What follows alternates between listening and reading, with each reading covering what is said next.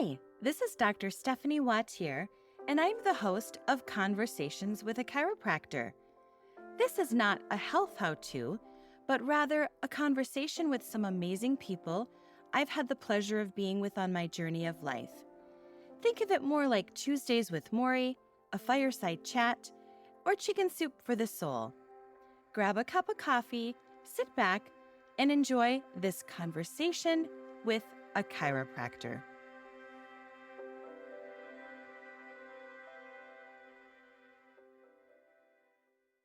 Welcome to Conversations with a Chiropractor.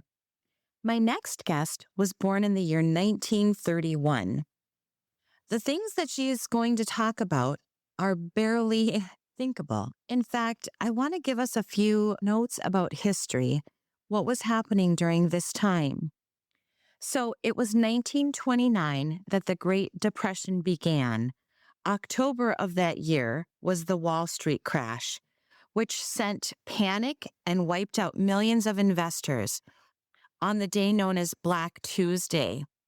The following year, 1930, the first bank panic occurs, and the Dust Bowl begins this year, which ruined many U.S. farmers' crops and led to national food panics and stealing, especially in urban areas. By 1931, the second bank panic occurred in January. The Reconstruction Finance Corps, also known as the RFC, was created under the guide of President Herbert Hoover to provide financial assistance to local and state governments. This is the year that our dear sweet guest was born, 1931. Edna, thank you so much for being a guest on the podcast. I'm pleased to do it. So you were born in 1931. Correct. And the Great Depression was in full swing at the time, right? So you were born on a farm? Yes. And in the area like McBride near Alma, sort of Lansing area, or give or take? The town of McBride. West of Alma. Okay. 20 miles. So what kind of farm was it? Did you have cattle? Did you milk cows? My dad, it was a 40-acre farm when he started. It became an 80-acre farm later. We had cattle.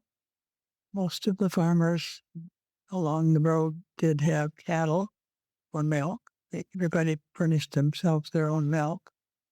He had about 12 cows most of the time. My dad farmed 40 acres with crops, potatoes, beans, oats, and corn, and things to feed the cattle mostly. Did he sell the potatoes and oats and things that you grew, or was that just to substantiate your family's eating and the cattle? We sold the potatoes and the beans. The corn and the oats was mainly for what we called grist, and it was they would take it to town and have it ground for the cattle, and then bring it and we feed that to the cattle. You know what's so interesting? The word grist, the only thing that in my knowledge I think of, there's like a very famous saying that's grist for the mill, which means like resilience, right? I mean, that really speaks to like how you grew up, this very resilient life. I mean, farming life is difficult. Never a day off. Did you have running water? No. No running water. Later. So you grow up and you have to walk to a well? Yes. We had to walk to a windmill. And when the wind blew, you had water.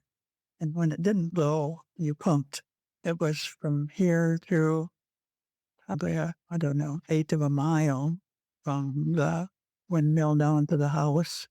And we'd have to carry it in big pails for drinking water. And then my mother would put pails out trying to catch rainwater for washing. Was there like a receptacle in your home that you would put that clean water, or did it just stay in the buckets? We had tubs, and that's all it was put in.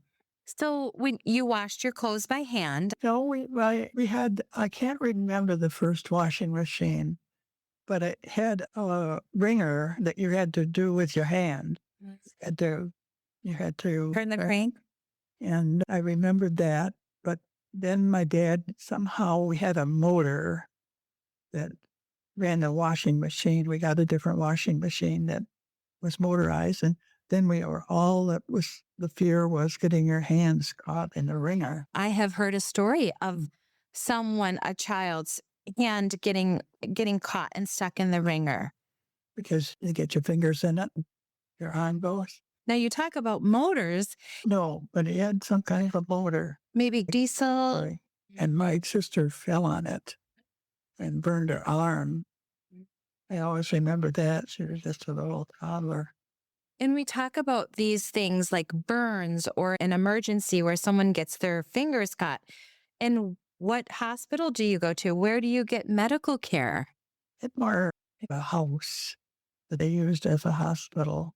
My oldest brother, had appendicitis, and he was operated on in that house. Really? Did he survive? Did well. He did. That was after his sister had died. And she was taken to Grand Rapids to Butterworth Hospital. The doctor took her there. She died there. Did you have your own car? We had a car, one of the old kinds of cars that you crank, in the front. You turn the crank and you start the car. And we had that for when I was first a real small child. And then eventually he got a better car and a bigger car. So did your folks, when your sister was ill with appendicitis, they drove her to that hospital, but then the doctor himself brought her to a bigger place in Grand Rapids? So I think that would probably, I don't know if they took her down to Stanton, what was about 3 miles away, a small town. And that's where the doctor was from, and whether he came to the house. And then he took her. He took her and my mother in Grand Rapids, and my mother had a new baby. Oh my goodness. The baby was about a few weeks old, and the neighbors took the baby. My mother was gone. And my mother still couldn't talk about it. She just tears in her eyes 60 years later. I can't fathom losing a child. Never allowed to talk about her. We couldn't talk about her. She never talked about her to us. We'd find a piece of clothing that she had saved for some purpose, and we'd ask whose that was, and then she'd say, just put it away. And she wouldn't talk about it at all. She probably knew how fragile she was, like didn't want those emotions to come rolling over. Which, we know now, 80, 90 years later, how hard it is to heal from grief when we don't talk about it. That, now we encourage people to talk about loss and grief Right. And so how hard for you as siblings? She was the oldest. She was. She How old were you when she passed? wasn't born. You weren't born yet. Okay. So your mom has a new baby, a 2-week-old baby, and then loses her oldest daughter. I mean, how devastating. Mm-hmm. How many kids total? How many siblings do you have? Yeah, I was one of 9. Okay. And then your oldest sister was Lorraine. Lorraine. And she passed. And the youngest was premature. She lived about 3 weeks. And then she passed. She was the last one. Did your mom have most of you all at home? Or? It was all except the last. And so she went into premature labor. And did she go to that very local hospital that was like a house? No, not they had a hospital in that bar after, I think it was built before the war. And it was like a 16-bed hospital, I believe, and they had everything. And they had a doctor that was on call all the time. Wow. And that's where she went. She was in the garden working, mind you, one day in, I think it was July. And she went into labor, and we didn't even know she was pregnant. And I was 12. Well, Would you say that generally in your house growing up that there wasn't a lot of talk about feelings or emotions or that you just Oh, no. no. My father wasn't, he was pretty stoic and he didn't talk about things like that. So your dad was from Denmark, and how did he come to the United States? Came over, his mother was pregnant for him when she came over, and she came over by ship and came into the harbor, I guess, in New York. Mm. And then it was a large congregation from that country, Denmark, From Denmark. and they went to Muskegon. He settled in Muskegon, Okay. and they were there for a few years, and then they moved on to where I was raised. And there were, if you look at the phone book, there's Hansons and Sen, and the Owens were Swedes. And they always let you know that their names were from Owen. But our county, Montcalm County, was very, very Danish. I think it's so interesting how, like, if we even talk about the Upper Peninsula, we have a lot of Finnish, Italian, and it's interesting how these folks came over. They probably, I'm going to assume they had a contact person like in Muskegon, like someone had come over before, or they knew someone or a distant cousin. And it's, I think, I don't know, it probably felt a little bit more comfortable to have a lot of people who were Right. from your same home country and you could have those connections with and maybe even speak the language. I suppose. So your dad was born in the US. Do you know, did they speak Danish at home? My mother was always kind of outside of the conversation because he's talking Danish with his parents, and my mother doesn't know what they're talking about. Mm. And where did your mom come from? What was her ethnicity? Well, I think her parents came down from Canada, and I don't know if she was English or French or maybe French. Mm. Did your parents ever talk about French Canadian? They never talked about it. Okay. Did your folks talk about how they met? My mother taught a country school. She had gone to Greenville to school. She lived in Greenville with a family because they didn't have a car when they were out of the country. She went to Greenville High School and she went to the 11th grade. Then she went to Central Michigan for 3 months, a summer course. And then she was able to teach in the country school. That's very progressive. I mean, this was early 1900s, and I'm sure that education was not promoted for women. Your mother is a revolutionary to be able to find a way to make a living as a seamstress and be resilient and go through high school and then go to Central Michigan. I mean, that's pretty amazing. She taught there only a year. And my dad was in that community. He was 27 when they got married, and I think she was 19. Wow. That was probably a pretty standard age difference, right? Or like, I think my grandparents, my mom's folks were 10 years apart. My grandma changed her birth certificate constantly because she never wanted to get older. So it was sort of funny when she passed. We didn't really know if that was her real age. My grandparents' story, probably very similar time frame as well. They would be more than 100 now, but because my mom, they would be like, if they were still living, my grandmother would be like 102. They talked about falling in love. It wasn't a marriage of convenience, like I think probably some marriages were. Did your parents talk? I mean, if your dad was pretty stoic, he probably didn't talk about falling in love, but No, he didn't talk about it, but he taught a lot of my mother. did he? That's beautiful. Showed her a lot of respect. You could see that he revered her or not. My dad was, you can talk about.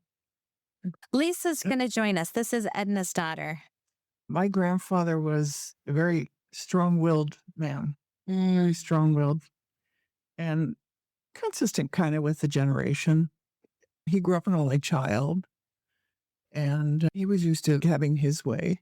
And he was definitely the head of the household. So my grandmother not being able to drive or not being, she depended on him for pretty much for money, for transportation. And, she's raising kids. So yeah, there were times that I'm sure, was very annoying, but he definitely wept at her funeral like I have not seen before. It was underneath there. He just could not express it. He's very stoic.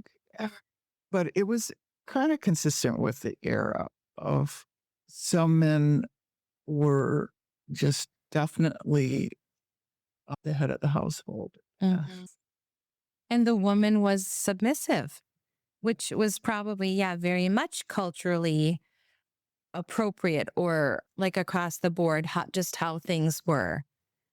He liked to rib her a lot. He liked to tease people a little bit, and then she'd get mad and she'd walk away, and I'd hear her say something under her breath to him. She was very strong-willed too. She would have had to be living the farm life and raising children and having children home. I mean, right, she goes into labor while she's working in the garden on a hot day. I mean, there's no break for farm life, right? Hard, hard. Give me Edna, choose a day in your childhood and tell me what it was like from when you wake up. And what is your bed like? Do you sleep with all the siblings in one room? Is it like a straw mattress? Tell me about that. Well, every year we threshed oats, and we had just a homemade, I want to say a case, like a pillowcase, only big. It fit our crib, whatever we were sleeping in, and we'd fill it with straw. And every year when they thrashed, we got to fill it. We called it a tick. And with new straw, with fresh straw. with fresh straw.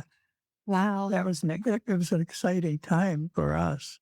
Played in the straw stack and got those so-called ticks for mattresses filled with new straw. Wow. I bet it was pokey. Like, no, you didn't. We were just tickled to have a nice new mattress. Wow. What was your pillow like? What kind of a pillow did you lay on? Well, I think we just had a feather pillow. That you harvested from feathers? Yeah, I can't recall. Like every single day as a chiropractor, I'm talking to people about their perfect sleeping position and their like amazing mattress and the pillow and the contours. It's just amazing and interesting to me because if someone said, I slept on a straw mattress, I would think that their back hurt. I mean, I would think that it didn't feel so good. Mattresses had, a concave area in the center. Like a dip. Where you spent the time. Were your blankets like homemade quilted blankets? Did your mom quilt? Oh, she didn't quilt, but we had some quilts. And then we just had some regular blankets. Was there like a mercantile store that you would get those basic things from? A catalog. A catalog. Okay. And anything our shoes and anything like that, bedding. She rarely ever went to a store during those early years. And of course, we weren't near any city, but Elma or Greenville are closest ones. Let's even talk about how this works. So she has a catalog. Who takes the order? Who delivers it? A mailman. So she fills out an order form. The mailman takes it. I mean, that must have been weeks and weeks before you would receive something. No? Wow. Back then, That's it. years into Chicago. Oh, yeah. We got all our clothes. She sewed all the time. And she did everything, but she made our clothes, and we got shoes, things like that. what was breakfast like? So you wake up from your straw mattress and your homemade clothing, and what would you eat for breakfast? Oatmeal. Okay. Oatmeal every day and pancakes. She cooked 3 big meals a day. Wow. And we always have milk. We that from our cows. We would save milk. The milkman would come and pick up cans of milk, and then we would always save out enough for the day, and we'd always drink milk. And my mother always had cream, and it was lots of the cream once she'd have it. And she just made butter, and with a big churn. She churned it with that, and then churned it with the more modern kind later. But she was making butter yet when she was really older. Mm. And There's probably no comparison to the taste of fresh churned butter versus what you get in a stick unwrapping it from the store. no, different. But good. We liked it. Did your parents and or you drink coffee? Danes, they were coffee drinkers. Not my mother, not so much. My dad, but they always had coffee for breakfast. Mm-hmm. And would you as children drink coffee, or how old would you be when you started drinking coffee? I was in high school, I'm sure. I didn't drink much coffee. I never was a big coffee drinker. But some lemon bread pancakes for breakfast many times. Would you have, Lisa, the breakfast out to grandma's? Gosh, I don't remember. They weren't there too much. But you had to, tell them about the milk, getting them. The milk? Yeah, what you did to get them. Oh, well, we milked the cows and put it in. You've probably seen the milk cans, haven't you? Yeah, my grandparents had a dairy farm. Okay. Yes, and we had a milkman that came every day and picked it up, and we'd always keep out the milk that we needed for the house.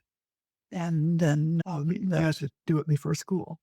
Full milking. How old were you when you were expected to start like those chores? Like 5? When we picked up potatoes when we were very young, when we were maybe 5 or 6, we had to go to the field and pick up potatoes.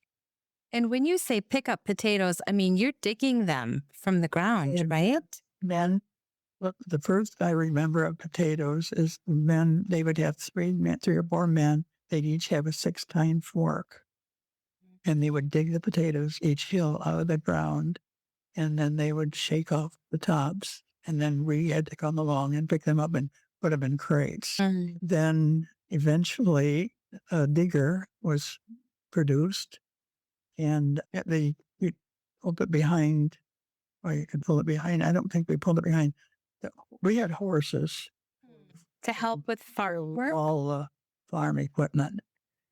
We got a potato digger that dug them, and then they went up over this screen and kind of shook the dirt out. But That was probably so exciting, having had to do exciting. all of that by hand. It took so long to get a field of potatoes harvested. Yeah.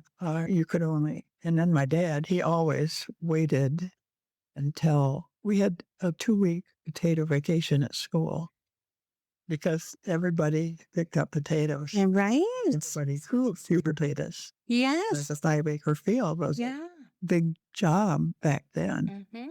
And we would go and I remember when we got 3 cents a bushel to pick up potatoes. Wow. Or anybody.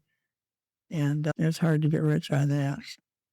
Then the more modern equipment came, then it got a lot easier. Today it's all mechanized. Yeah. Turning potato picker. I didn't grow up on a farm. My dad did, but I remember being younger. And my dad is the second oldest of 10. So my youngest uncle is only like 1 year older than my oldest sister. I remember potato picking, and I remember the rotten potatoes, and just as a little girl being like, horrified, like horrified. Smell the bags in the store before buying. So you had the potato vacation, but there were probably still mornings where you woke up and you went straight to chores, right? My sister and I decided that we saw them milking cows and we thought that looked like fun. Well, we learned to milk the cows. And from then on, she and I did a lot of milking. Was it hard? Like, you must have gotten into the rhythm of it and Oh, yeah. like knowing like Yeah. how to. And we were milking about, I'd say about 10 cows as a rule. And my sister and I, my brothers, if they wanted to, if they were gone somewhere, and we had to do the chores. Mm. And we were probably like 10 years old, maybe 8, 10. That seems like out in the River. And we did a good job. And we had to go to school in Outhouses. Yeah, then we had to go to school. We couldn't take a bath. We didn't have any bathroom anyway, but we didn't have time to, we changed our clothes, I guess. And we probably smelled like the barn when we got on that school bus. But What was bathing like? Running water? and when we were small, my mother just put a big round wash tub in the kitchen, and she bathed us in that. And then when we got where we, were more modest and didn't want to do that, we'd take a basin in the bedroom and wash up in the bedroom. Mm.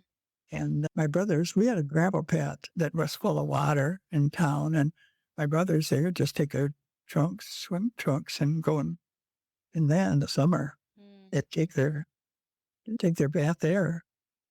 And Such different standards, what we think about now, hot showers and beautiful smelling lotions and hair products. That luxury was probably very absent at the farm.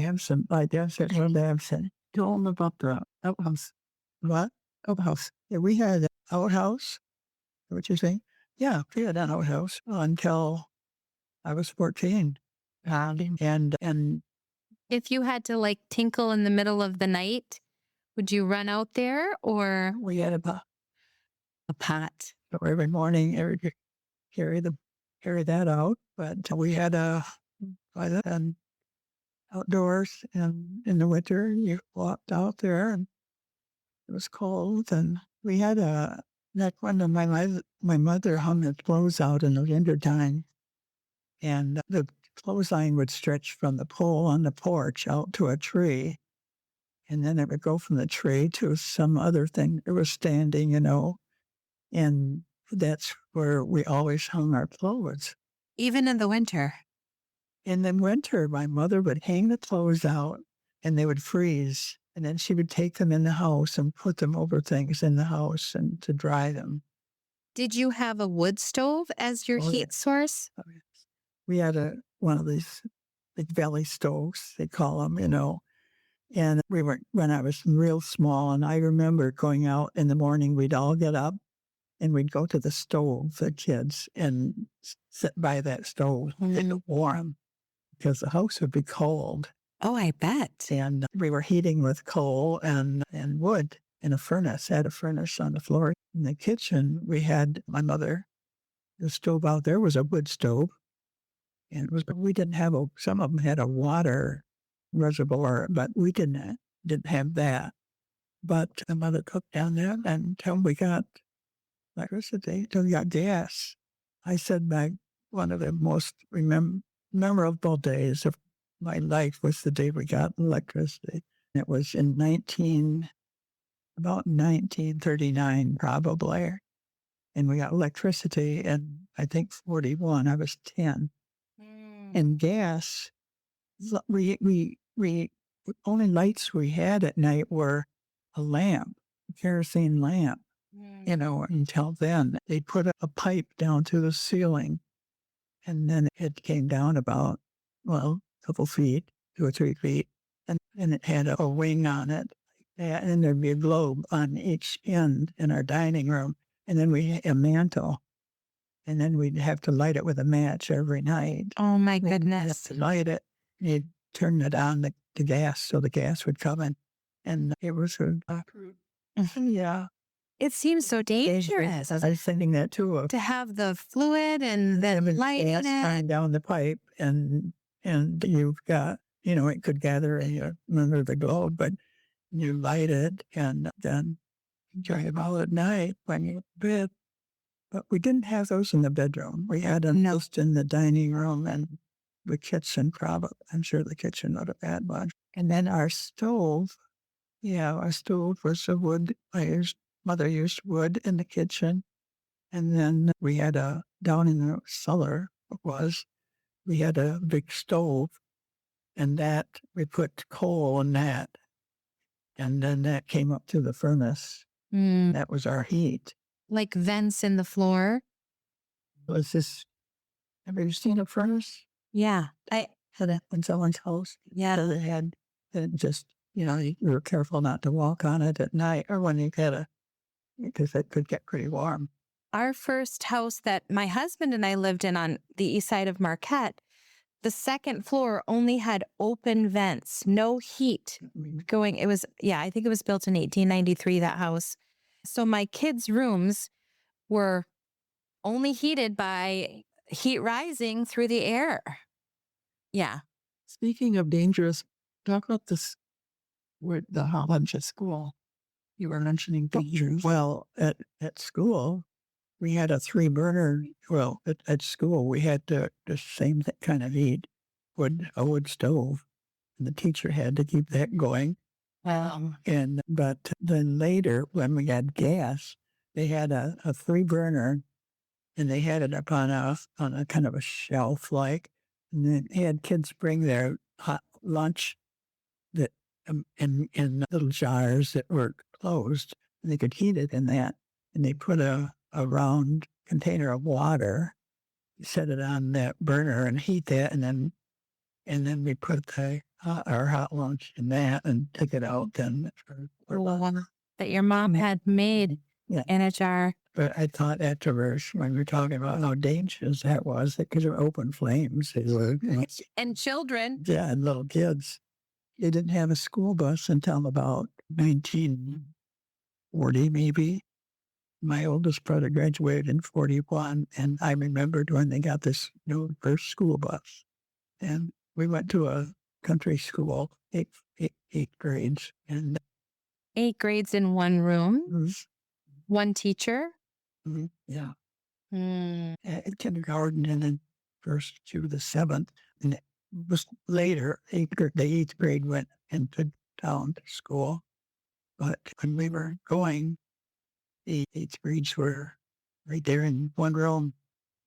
Now, your mom was a country school teacher, but I would assume she stopped teaching when she got married. Just on the 1 year.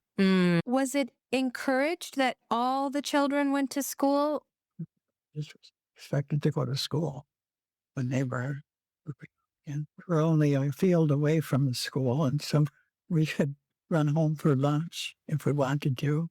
Just run across this field, and in the morning we'd hear the bell ring, and we'd take off across that field because that was the warning bell. So we were probably the last ones to school every day. And was school easy for you? Did you enjoy it?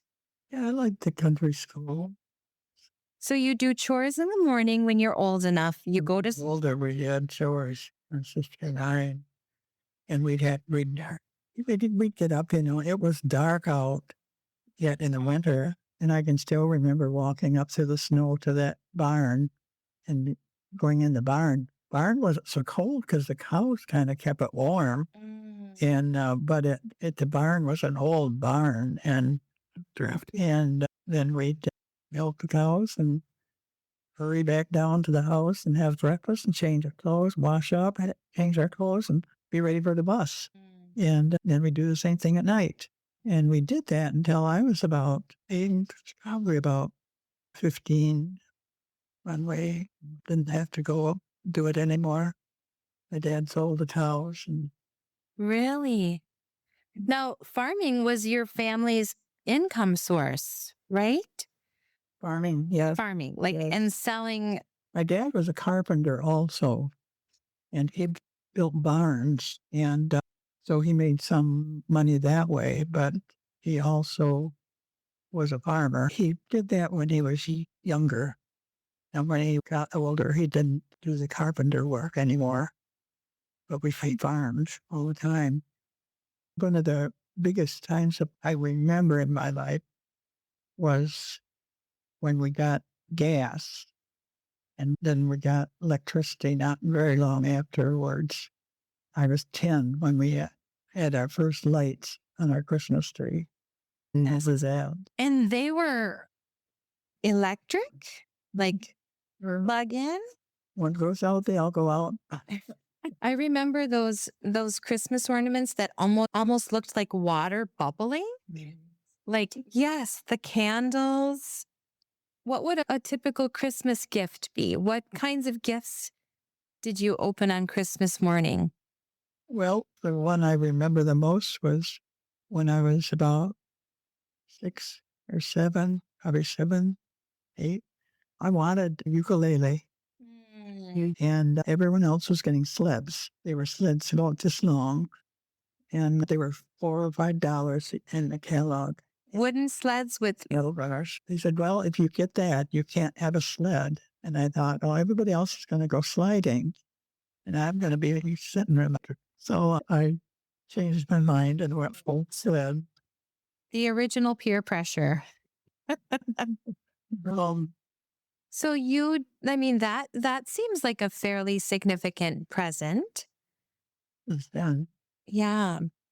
But probably one present, right? Yeah. Like one present per child.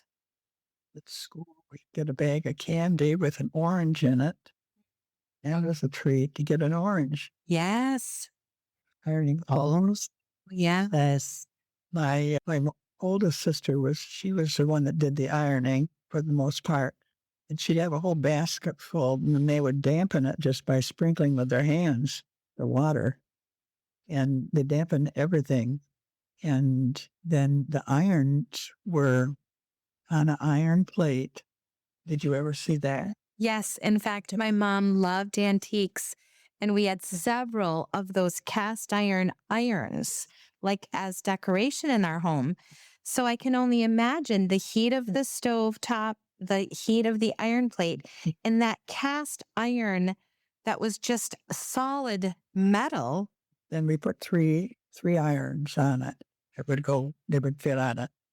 And then you just took one and ironed, and then you put it back on when it cooled and got another one. And so you had really hot, and then you got cooler. But I'm sure we scorched a lot of things. But that's really hot. And I'm sure that you burned yourself a lot, because how could you not with the just the logistics of it? And it had this thing that clamped onto the iron. Mm. With that, Would you iron your sheets? No. Okay. no. Let's see. Your telephone, yes, a telephone hung on the wall. And you had your ring was either one too shorts and a long, or a long and too shorts. Everybody, there was about 10 on a line, and everybody had to have that. So everybody's phone rang into your house, and you picked it up if it was short and too long. That was, and you said no. And people were always listening to other people. And you'd hear people pick up the phone, and you knew someone was on that little line. Then it went to the one that's just sitting on the table, black one. Mm-hmm. And I'm just amazed now how it is. My When I goodness. think how Right. that's come, the Yes. phones today. And My mom's parents, they lived in Minneapolis, and they still kept that old phone on the wall as like decoration. yeah, And I mean, it's unfathomable that now we have these little teeny tiny, basically computers. I mean, my children have never seen they've never seen a lined classic phone on a wall that really worked. Did you have an ear cup? what? Did it have an ear cup? What had a thing? You had it up here. Yeah. So you like talked into the, This long. The cord come in one end of it, and you held this up here, and then you talked through the thing that came out from the phone. so what year did you graduated from high school? You actually tell me about going from the country school after 8th grade to the more city school in high school. went to and McBride School was where my brothers had graduated from, and then my oldest sister, Bernice, she went there for a couple of years. I started there in the eighth grade, and I went to Edmore. McBride had closed then, and Edmore was up the road another 4 miles. And I went there during the eighth grade, and I liked it. It was frightening, though. It was frightening for me because in the Neff school, you knew everybody. Everybody knew you. You knew everybody. You played with them, and now you're walking into this strange new school with all these strange people, and 30 people in your class when you had 4 in the elementary school.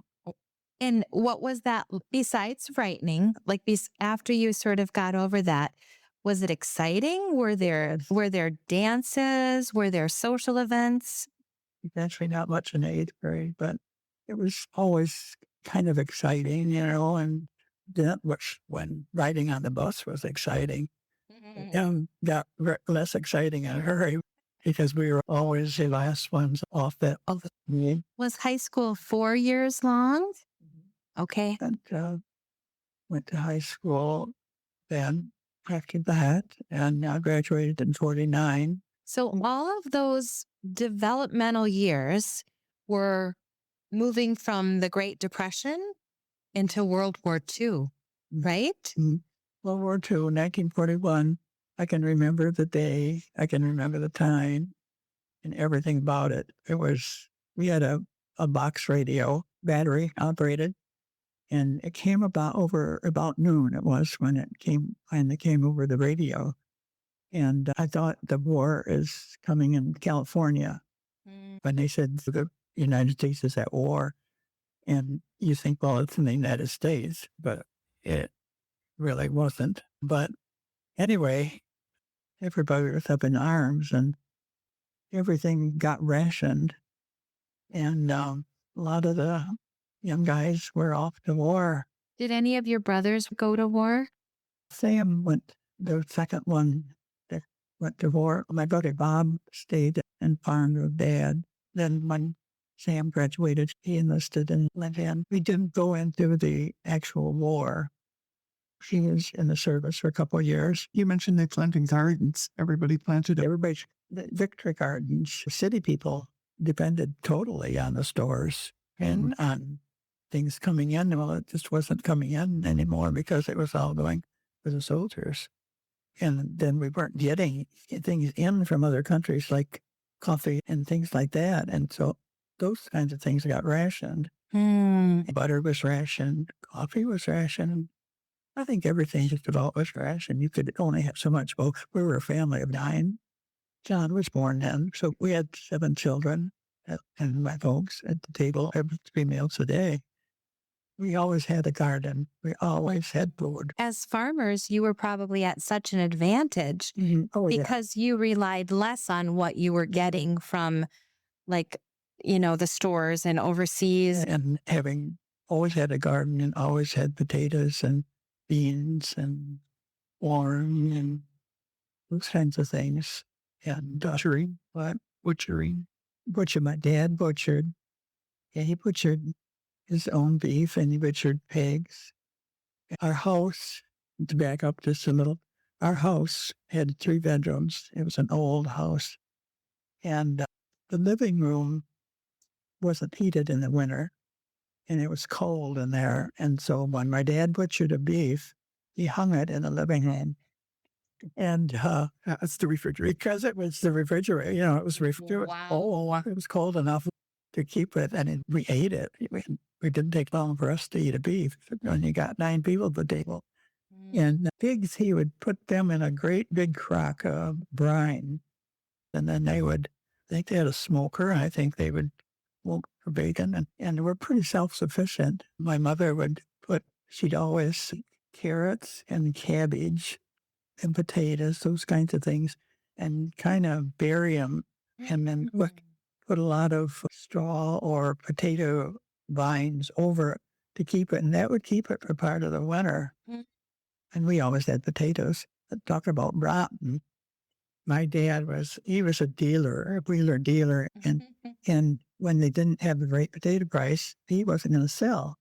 So the potatoes are down in the basement, or down in the cellar, and fruit cellar, when they rotted, and we knew what rotten potatoes was before that summer or winter years over.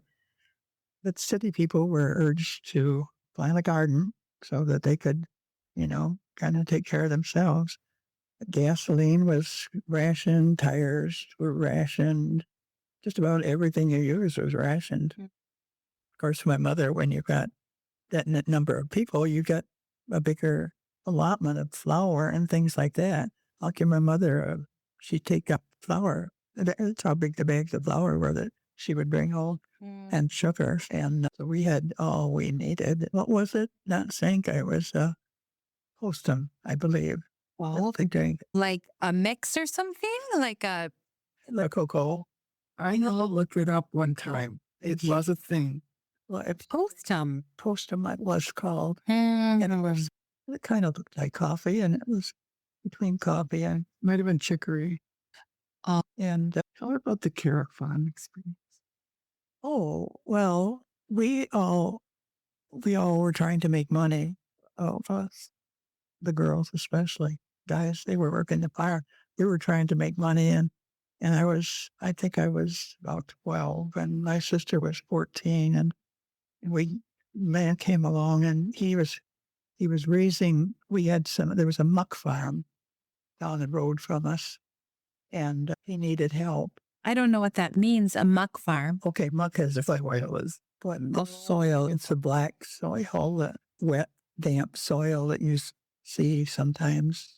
It didn't get off your carrots or something. But anyway, was raising carrots, and he needed help. And my dad says, "Oh," and then Lucille, they probably would help him. And so we went. They picked us up, and we went there. And of course, it was hot, and so we probably wore shorts, and it was like 80, 90 degrees, and the muck put off almost a steam. But it got warm. We crawled down the rows. We took 3 rows. We straddled one. We were on our hands and knees, and we had one on each side, and we would go this way down those rows. And on the second day, I think it was, I was so thirsty, and he had a gal that was supposed to be the gopher and go get things if we needed them. She wasn't around, I guess, and so I went up to get some water, and he said I wasn't supposed to do that, and they docked me. My goodness. So You were probably like full of mud. And you were making 40 cents an hour. and then about 30 bucks. Wow. Docked for approaching the house or, So they're going to get water. oh my goodness. And yeah, that was one of the worst experiences I had. I was always looking for some way to make money, and I went to a lot of different fields and picked up potatoes. I went to one, picked strawberries once, and that was too hard to do. It was not a good strawberry. It wasn't a good yield of strawberries. It was gravelly. The soil was. I said, "I'd not stay here." I worked until noon and then went home. But we did a lot of potato picking, and I'm actually a little bit surprised that you didn't feel that there was like a lot of discrimination, like man to woman during that time. And maybe it was your community or I don't know, or maybe you did feel it. well, in our family, the 2 boys were oldest. And so they were always the ones that lifted the crates of potatoes and wagon and drove the tractor and those kinds of things. And we went behind and picked potatoes. Mhm. And So they were expected to do the heavier lifting. yes, when we first did it, we had horses that pulled the wagon, and everything was done with the horses. That was before the war. Now, after the war, then you saw a lot, everybody had a tractor. But I don't think we had a tractor before the war. Anyway, when we first started, it was horses. We had 2 horses, and they were big horses, and we didn't go near the horses. They weren't they weren't the kind of horses that you played with. They were workhorses. They were workhorses, and they were that wide. So you talked a little bit about the war and the rations and your brothers going to war. And what was the general sentiment of the community? Was there a lot of fear? Oh, yeah. Hear the news at night. My dad also that's the news, and it was frightening. You'd hear it. And Colton Bourne, he was the guy. He was the big announcer. Like who is today? I don't even know. There's so many of them, but every night at 7:00 he was on. So all of you children would listen to the news with your parents? Not all, but my dad was. My mother was not. She'd be busy doing something else, and she wasn't one to sit down and listen to it. When they had the radio, you kind of hear it all over the house. And it was a very frightening time. Mm-hmm. And Do you remember? went on for 4 years. I was going to ask, do you remember where you were when you heard that the war was over? No, I really don't. I was 45. I would have going to Edmore, because I went to Edmore for 5 years. Hmm. Well, I remember that we ran in the streets like they did in New York. You mentioned you had no television ever. Having your television. Until 1951 it came. Then I went away to nursing school, and I came home one weekend, and there was a television there. It was a big thing like that, Like with wood and wood, and it had a screen about that day. I think about how much time, well, our phones now are our computers and our televisions and our videos. And so, kind of to go back to your growing up time, you wake up and do chores, you go to school, you come home and you do chores, you have dinner, you listen to the radio, and it's probably bedtime. Oh, yes. Like there's nothing more that you're doing for enjoyment or pleasure or. Because you had to go to school the next day. And to go, I suppose, probably went to bed at 9 o'clock by 9. You were probably exhausted every day. Didn't have any real strict number that we had to be in bed by, but I think probably we were usually in bed at 9 o'clock. Once you got into high school, were people dating each other? Was that a thing? Courting each other? What did that look like in your time? Dating? Yeah. Yes. Were you allowed to date? Not until I was in the 10th grade. The man I married, I started dating him. He was out of school. He had just graduated, and I think I was in the 10th grade. And what did dating look like back then? Like for my children, they do this thing called snapping, which is like an electronic email thing. When I was growing up, if you liked a boy or they liked you, you wrote a note and someone passed it to you. So tell me what it was like if you liked a boy in high school or if they liked you. Well, our school had taken the bus and gone to Grand Rapids to the Shrine Circus and taken the train. But we'd gone partway on the bus. And anyway, when I came back, my oldest sister there had TB. She was home. She'd been in a sanatorium in Lansing for a year. And then you're home now and convalescing. And she was at her in-laws in Edmore, and they had a house right in town. And she was staying there. And so she wanted me to come and stay all night there. And then no one would have to come 7 miles to get me. So I was walking up to the house where she was, and these 2 guys came along. It was Gene and Kenny. It was anyway there. And so he was out of school. And then after that, he started arriving at school when it was time for me to go home. To walk you home, or did he have a car? Car. Okay. Even better. No, I didn't have a car. He lived a different life. So we always went together after that. I went away to nursing school, and he went in the service, and he was there for 4 years. He was in Korea. Did you write letters? Some Were you like going steady when he left? Was it like serious? And then after a while, it's, when someone's in the service for 4 years and they're gone a lot, well, you kind of want to go out.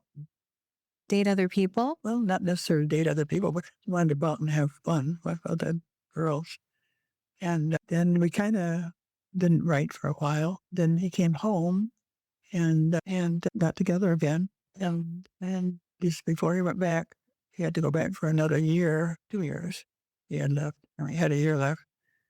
And we decided to get married. While he was on leave? No, Or and he was on leave in the summer, and we decided it's October we would get married. And so I went back to Willard and Saginaw. Then I went back to Greenville, South Carolina. When he went back, then after we got married, lived in a trailer house in a trailer park down there. And I worked in a military hospital. Wow. And worked in the OB department, mind you. You did? Yeah, that was where they hired civilian nurses in the OB department. Can you tell me a little bit about, so I graduated from my nursing degree from Michigan State, and we talk about hospital nurse programs and how all of you're basically, and correct me if I'm wrong, and I want to hear your take on it, but you live there like a dormitory, and it's kind of like morning, noon, and night. You're learning on the job, you're doing everything, and you're like, it's like you're 100% in the program, right? We were in a dormitory, and we lived right there, and we ate our meals at the hospital. The hospital was just across the yard from us. And we worked all shifts. After we were there for, I think, a year and a half, we were put in charge of units. I mean, they'd be the head nurse at night in a unit. With 1.5 years of experience in education and nursing. And you worked 3 to 11, and you went to classes too. And we weren't going to as many classes. I mean, the basics we had covered. And the first 6 months was almost all study. Then after that, we went out on the floors for different ones. And Did you have to pay for it? Was your family expected to pay for this? my whole 3 years in board uniforms was like $500. Wow. And had you saved up that money I had yourself? $25, and I said to my dad that ask him if he had a war bond. And I asked him if he wanted to buy that, and then I could use that toward it. But I never knew how it got paid. But I guess he must have paid it every year because it got paid. I just quite determined. I do have to say, Grandpa was a family man. He loved his kids. Yeah. Then after I graduated from nursing, I stayed and I worked a year there in surgery. And then she came home and from Korea, and that was when we decided we'd get married that fall. Yeah, there weren't many people with degrees back then. No, I mean, this is very progressive. There was one nurse she taught, and she had her degree. And the rest of the nurses were just graduate nurses. They hadn't had degrees. What made you choose nursing? I don't know. I just see nurses around and think, oh, well. You said you had a friend who was going to go with you. Yeah, I had a friend who was going with me, and we went and took the test, the entrance test. And while we were still in high school, we were seniors. And then she got married that summer. And I had another girl that had gone the year before to St. Mary's, and she really liked it. And she said, you got to come over here. She says, you'll like it over here. And it was nice.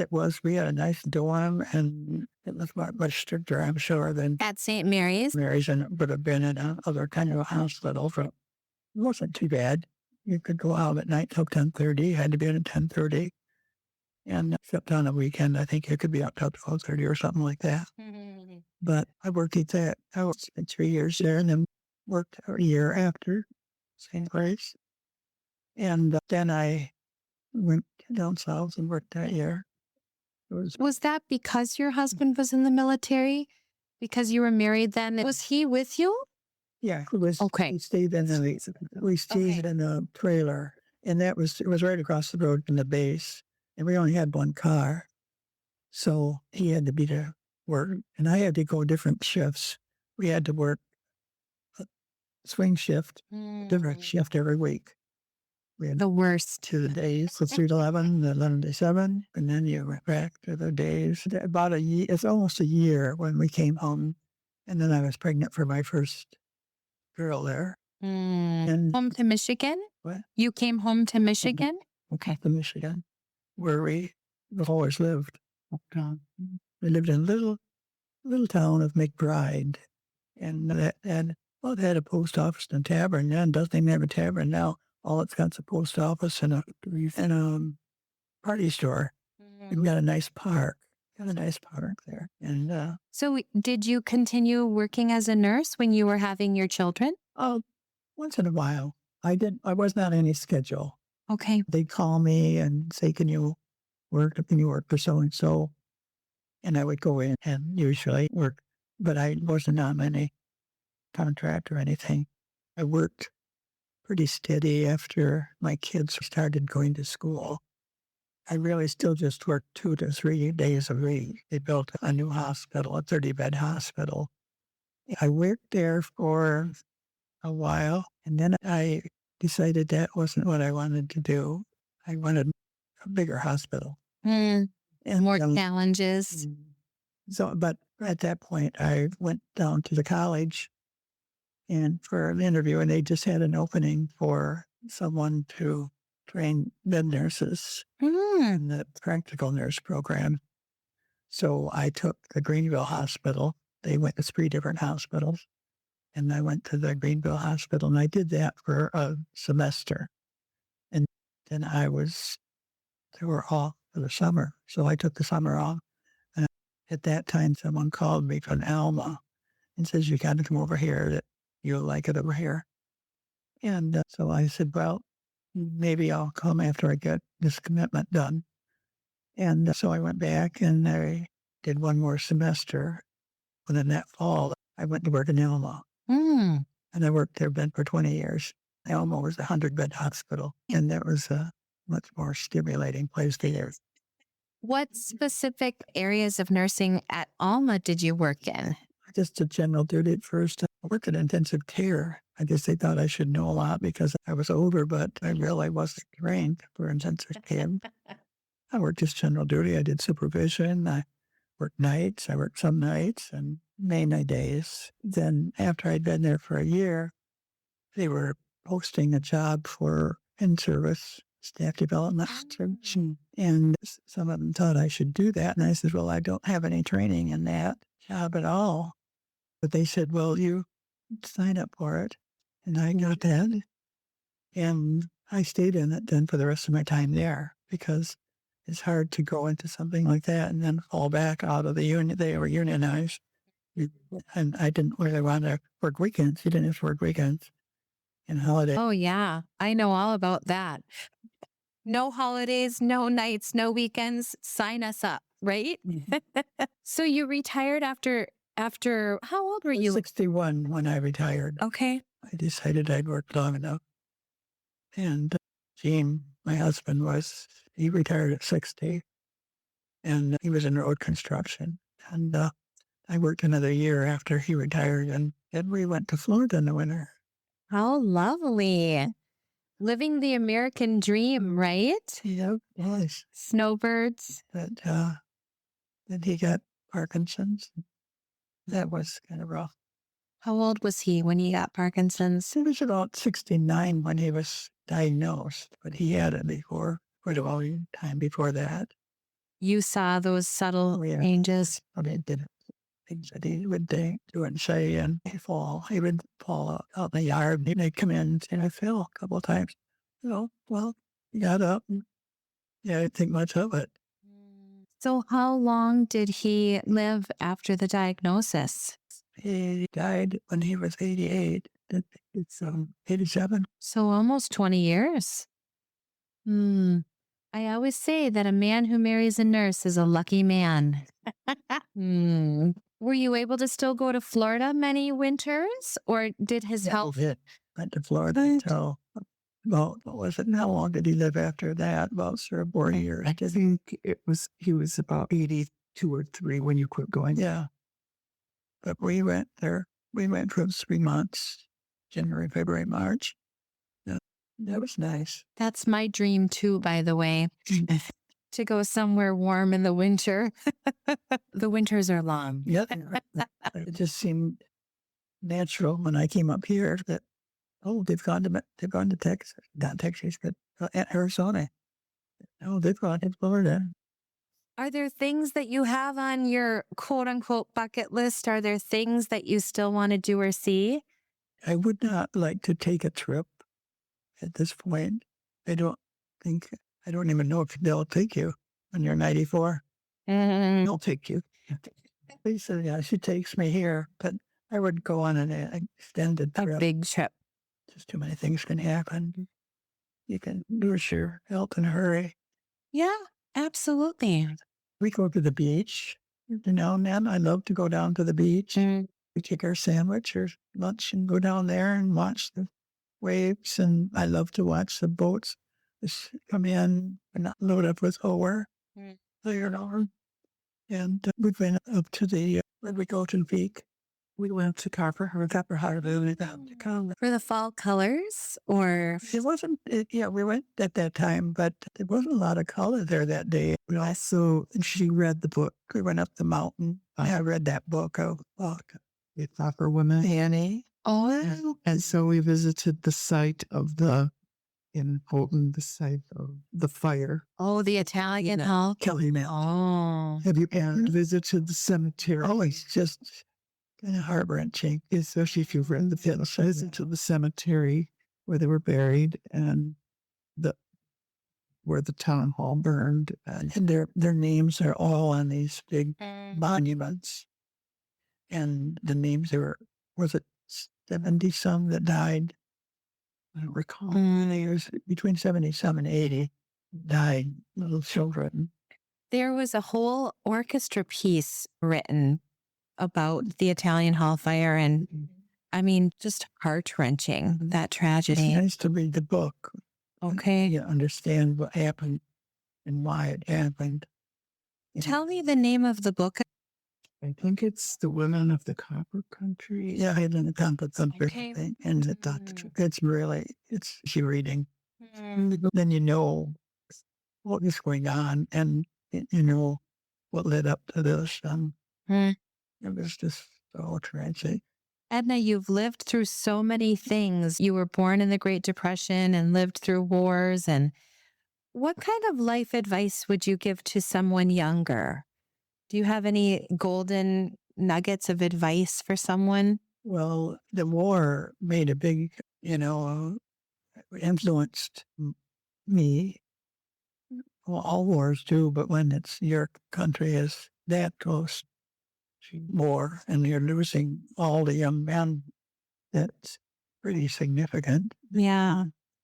Today, I think it's going too fast when I see some of these things, and I can't even look at my iPad and I can't even figure it out anymore because they're changing it all the time and everybody else seems to know how to do it, but I don't know what all these little pictures are. Everybody knows how to do it. But simplicity, the younger and the telephones. I don't have a telephone and like that. A smartphone, as they call it. It's like a cell phone that's like smart with a, yeah. Take camera in it and all these things be in that little piece of apple, Yeah. It does so many things. They look up when the ball game's going to be. They look up everything on it. Yeah. And Yeah. it has so much information. And I think, how far can we go? What's next? Electric cars. That slowed down a little, but Yeah, you've lived through so many changes. I mean, I even think so I graduated from nursing school in 1995. they're at the state. Yep, 30 years ago. And I think about the nurses that I worked with 30 years ago that already had 30 years under their belt. And they would tell me about the ventilators that they would pull out from under the bed. And like, I think about technology and healthcare and how much changes you must have seen. I mean, that's one part of your life that you saw so many changes. And if here in your beautiful home, like all of the dishwasher and your ice maker, and to think about your straw mattress. I mean, it's refrigeration. and no refrigeration and really no central heating or air conditioning. I mean, you have lived through so many changes historically. You know, you are in and of itself, you are a bundle of wisdom. I would say so.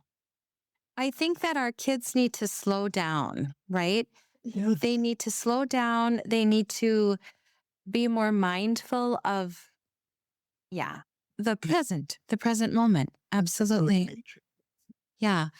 I'm so grateful that my son, I mean, both of my kids love the outdoors in different ways, but like right now, my son is fishing. And I think how wonderful that he kind of grew out of the video games, and and he left at 5 a.m. I'm heading there. Are you? Are you? But anything else, any other like advice or things that you wish younger people thought about? Well, I wish they would not spend as much time with their Devices. devices and be outdoors playing more. I think we sometimes forget about the power of human connection. Even during the COVID times, my chiropractic office was able to stay open for emergency people. But then once people started trickling in when it was deemed safe, and I would just simply put my hand on someone's back and they would say, "Oh my gosh, I haven't been touched in months." I think that's really dangerous for us to lose human connection, you know? Yes, I was listening to this recently, but people don't get together anymore like they used to. I mean, people stay home or go off by themselves. They don't have big gatherings like, we used to have picnics and different, Sunday dinners, yeah, those traditions. So many distractions. Mm-hmm. Yeah. Well, Edna, I have loved talking to you. And yeah, I know that our listeners are going to glean so much. And how beautiful that you at 94 years old can tell us what things were like. Anything else you want to share that we haven't touched upon? I still want to know how my grandmother made her own yeast. all in her own one. Yeast. Yeast. Oh, yes. My mother always, How on earth? I don't know where you get a starter. You get a starter from a neighbor or someone, She always had it in a can, a quart can, and she would add potato water to it. I mean, after she cooked potatoes and poured that in there, and then that worked. And then when she made bread, she made 4 loaves of bread every week. Every Monday or Tuesday, every Tuesday, I guess it was just baking day, and she made 4 beautiful loaves of bread, and we ate it all. And then if you ever got near it, she'd tell you not, to get away from the yeast. She didn't want Don't upset. Don't. once. I don't know who did. I can't remember, but I did remember when someone knocked that on the floor and it broke Oh. and spilled all of our yeast. And I can't remember how she happened to, or how she, but she always had that can, and it was always brewing yeast. And of course, in later years, I suppose she probably bought her yeast, but for years and years, she had that in the cupboard. As a side note. And Yeah. it always made bread. Well, Made everything it needed these for. my mom grew up in the city in Minneapolis, and my dad was born and raised on a farm out in Chatham, Evan. She went to bake something or make something, and my grandma had 2 like trash cans, I guess, aluminum trash cans, one full of flour and one full of flour and lard. And my mom used the wrong one to try to make something. I mean, it was like, even in her lifetime, it was completely foreign. How the farming people community are so, it's ingenious. It's, when you're presented with having to do all of that stuff from the bare bones of scratch. From the day from, well, until she died, she would cook a meal. She would have a meal on the table. A big, not just a lunch. It wouldn't be just a sandwich like I would pull out and make, but she would have for my dad a regular meal. When she died with, she was sitting at the table eating. She had her fingers like this and bread in her fingers. And that's where she was sitting when I got there. I was called. My dad was there with her, and she had gotten his lunch, and it was a summer day and May, and he was out on the sun porch, and she decided she was going to eat at the kitchen table. So she's sitting there at the end of the table, and she didn't come when he called. And Lena, he used it a lot. And she didn't come. So he got up and went out there, and there she is sitting at the table, just like this. And she's got this right to her mouth. She was ready to take a bite of bread. And she sat right there until they moved her. Was it a heart attack? Was it a stroke? She'd had a stroke. She'd had a brain clot to the brain, and she couldn't talk. One night, we took her, and the doctor put her on blood thinner, I believe. This happened about 4 months later. I'd say this is so sudden. And then my dad, he's just thinking, well, now he's got to take care of himself. And I can still see him sitting there in the chair and talking to the dog and said, well, we'll get along. We'll do something. On that day, she died the 26th May, and my dad died the 6th of June. And pretty close. And wow. 2 weeks apart. And Wow. we got him to go to the hospital. His legs were all the skin was all deteriorating on his renal failure. Okay. And he had a stroke in the hospital because when I came home, I was working, and I stopped on my way home from work, and he's eating his supper, and it's going down his front. And then I started talking to him, and he just kind of didn't follow me. And then he died 2 days later, I think. And that was a good thing because he couldn't have possibly survived alone in their house, and he wouldn't want it to be on their. Did they stay on the farm? Well, he finally built a new house or remodeled. As I said, he was always going to build a house, and so they never did anything to this house. Well, I missed that too. They finally put a bathroom in when Lucille, my sister, 2 years older than me, she had appendicitis, and I think my mother did too. We had a lot of appendicitis in our family. Wow. And then he decided he built a bathroom. Okay. So they did. He built a den off there on one side, and then he built going into the bathroom, good-sized bathroom. And they had a sink, running water, and stuff. And then I can't remember that Lucille was 16. And then he built that house. Well, he was modeled to Roger's house.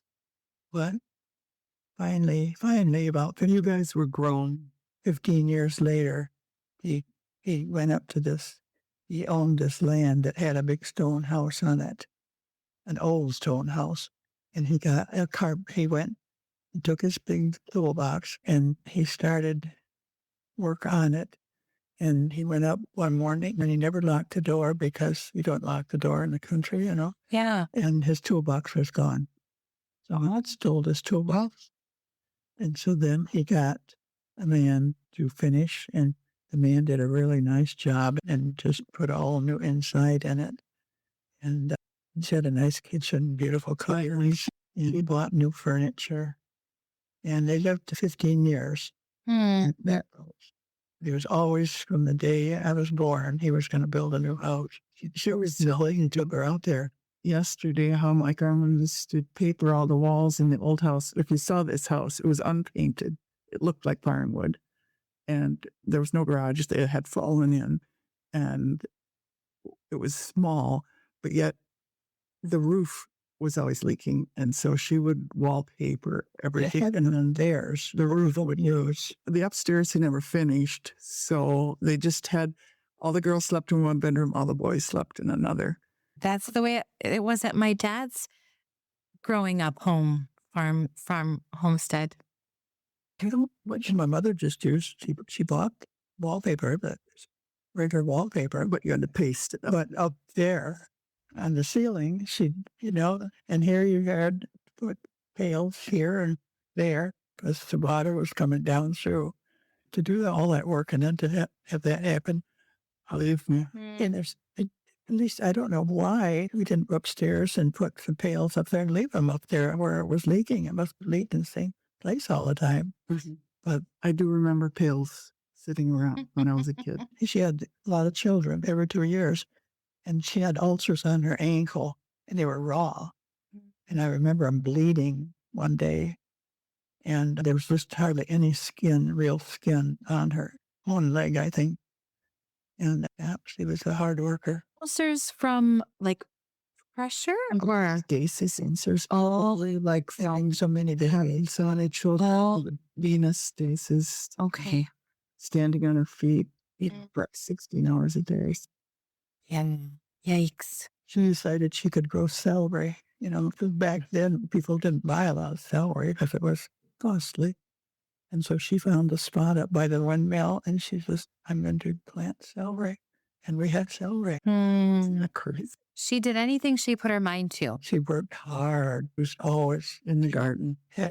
she did. That I come to the garden alone is her song. It certainly is her song.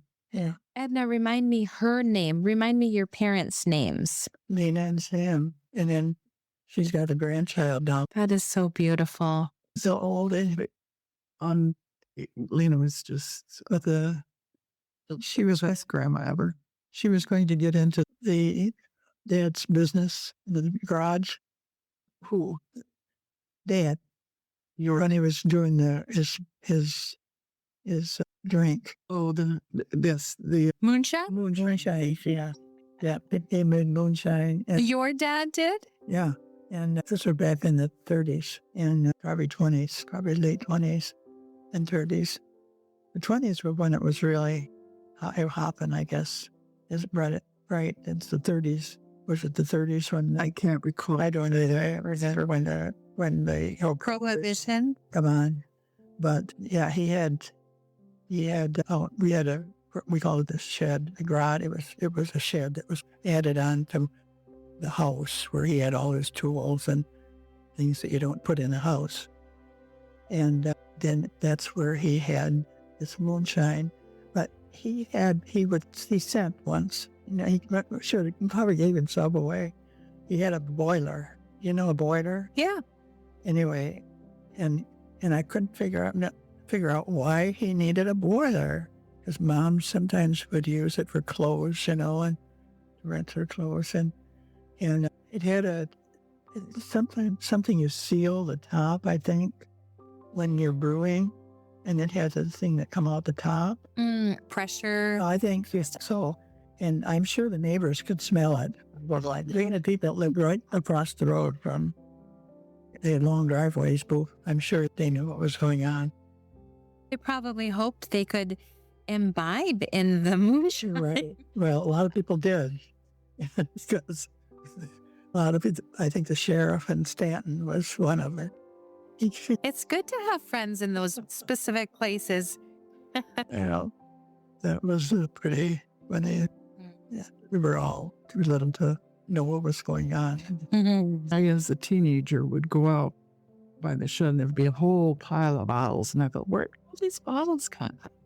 Different shapes and sizes and colors. So I would save them and put them on my windowsills, never knowing where they came from. Oh my goodness. The moonshine bottles. Yeah. Well, Edna, I have so enjoyed this conversation. Kind of fun to reminisce. Yes. Good. I love it. And there's only two of us left in that family. Myself and my sister, who was 2 years younger. We both got a birthday. You'll be 95? 94. 94. Okay. She'll be 92. Hmm. And we're one day apart. No kidding. Well, happy almost birthday. Thank you so much for listening. If you've enjoyed this podcast, would you please rate it, review it, like, or subscribe? You can find me on social media at wautierwellness.com, Dr. Stephanie Wautier on Instagram, or Wautier Wellness Chiropractic and Massage on Facebook. And I'm so curious where your next conversation will take you.